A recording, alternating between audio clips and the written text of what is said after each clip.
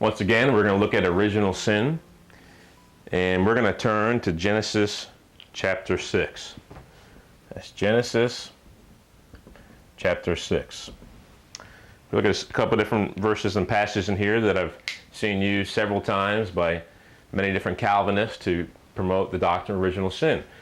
But once again, upon close analyzation of these verses, you'll see that it does not teach original sin at all.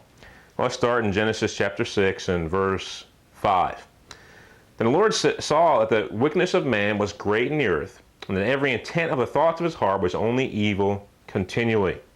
Let's just stop right there for a second. I'll read on here in a minute. But verse 5, what Calvinists will do, they'll take this verse, not just Calvinists, other people who believe in original sin as well. They'll take this verse and they'll apply it universally to all human beings of all time. Now, is that who God's talking about here? Or is God talking about at that point in time? Well, of course he's talking about that. He said, then the Lord saw that the wickedness was great, of man was great in the earth, and that every intent of the thoughts of his heart was only evil continually. And the Lord was sorry that he had made man on the earth, and he was grieved in his heart.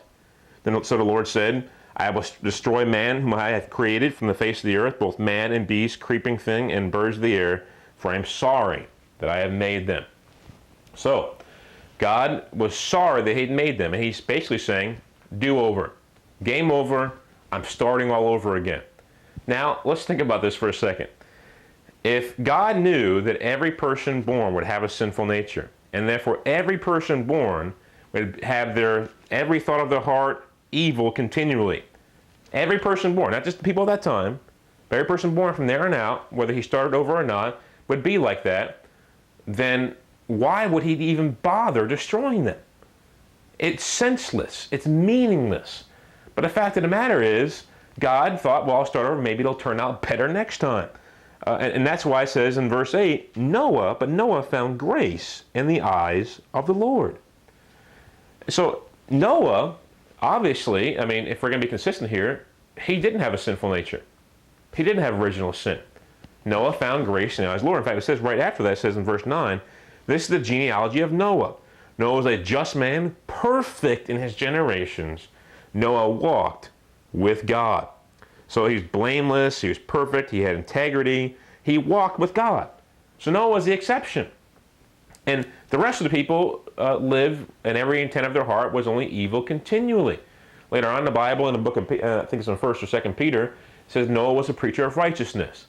So Noah preached for probably about 120 years before the flood finally came, after God had called him, and no one listened. Everyone went their own way. The intent of their heart were only evil continually. So, but that didn't include Noah. See, another thing Calvinists do, besides taking a verse that doesn't apply to today's day and age, to the people of today's day and age, they'll apply it to every person universally in today's day and age, instead of just applying it for the people in that generation. But they will also say that it includes every single person. But the fact of the matter is, it does not include Noah. Noah was perfect in his generation. Noah walked with God. But Noah found grace in the eyes of the Lord. Okay? And Noah begot 3 sons, Shem, Ham, and Japheth.